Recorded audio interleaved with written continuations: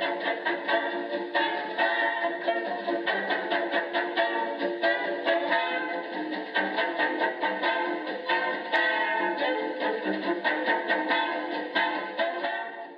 here we are, surrounded by all these books, all these bindings and things. I said, well, why don't we talk a little bit about bindings today?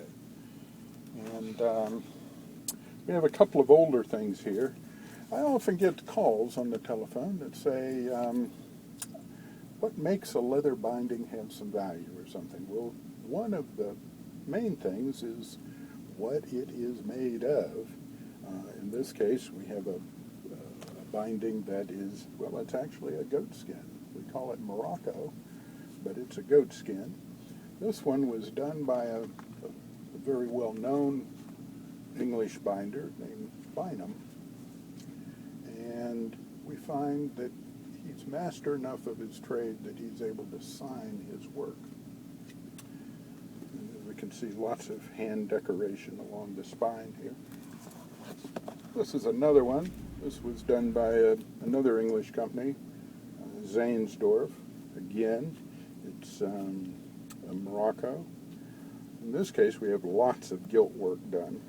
All of these little lines and things were done by hand. The binder has a little wheel that he runs along with the gilt, and also various stamps. By using a multitude of them, he's able to create a decoration on the cover or on the spine, either one. Again, when you look inside, in this case it's down at the bottom, you can see the binder was master enough of his trade to create a name for himself.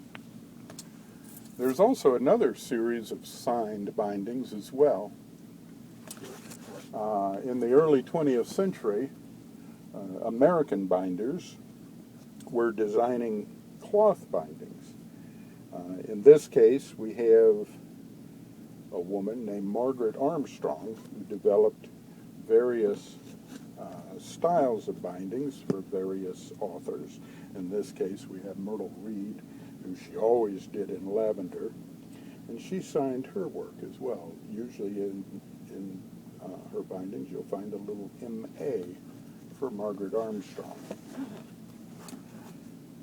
This fella, H.B.W., designed this thing.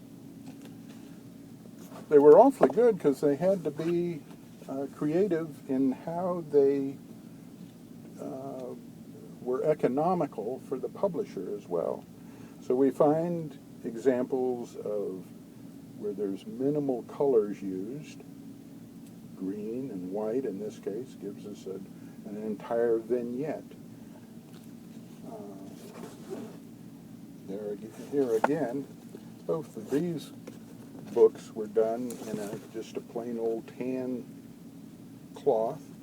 This person used his green and red and has cowboys in it and all sorts of things that let you know a little bit about what's inside the book. Here again, Rex Beach wrote an awful lot about the Yukon Gold Rush. With minimal use of color, he was able to give us complete vignettes of what it was like to be in the Yukon searching for gold at the time. There are lots and lots of these different kinds of illustrated bindings, decorative bindings, and they're one of the areas in today's market that's still very inexpensive. You can purchase most of these from someplace between $10 and $50, most of them around $20 or $25. It's an excellent place for an early collector to get involved and get started.